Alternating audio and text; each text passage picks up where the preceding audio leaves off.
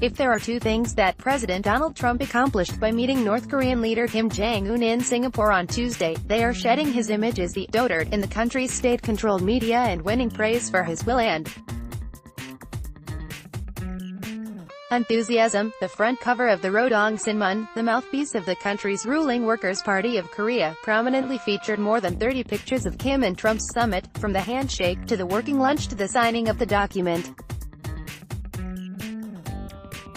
The summit's outcome was also reported in the state television's daily broadcast courtesy of Ri Chun-hee, the so-called Lady in Pink news anchor usually tasked with reporting on missile and nuclear tests. The reports highlighted the magnitude of the historic moment of a sitting U.S.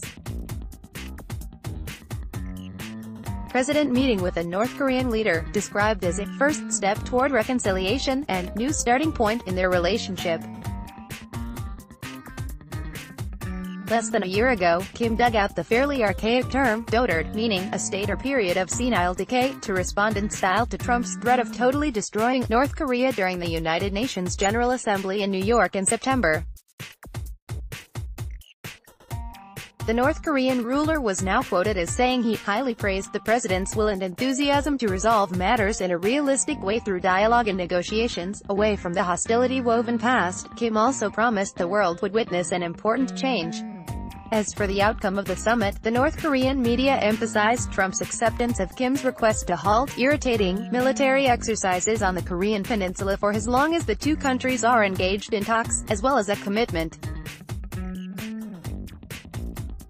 to lift sanctions as relations improved. Trump expressed his intention to halt the U.S.-South Korean joint military exercises, which the DPRK side regards as provocation, over a period of goodwill. Dialogue between the DPRK and the U.S., offer security guarantees to the DPRK and lift sanctions against it, along with advance in improving the mutual relationship through dialogue and negotiation, the North Korean report read, referring to the country by the acronym for its official name, the Democratic People's Republic of Korea. The state media reports portray Kim as a peace-loving but pragmatic leader who intends to take practical measures actively to carry out the issues discussed at the talks and the joint statement at an early date, and take legal and institutional steps to guarantee denuclearization, peace and stability of the Korean peninsula. He is also described as immediately agreeing to Trump's request to repatriate the remains of U.S. and foreign soldiers who were taken as prisoners of war or were missing in action following the 1950 to 1953 Korean War, a request that, according to Trump, was included toward the end of the talks.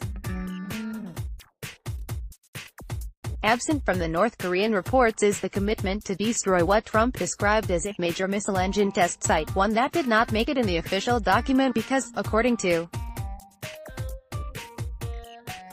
the president, there wasn't enough time. That may be on the table for their next meeting. As the North Korean media reported, the two leaders gladly accepted each other's invitation to their respective countries.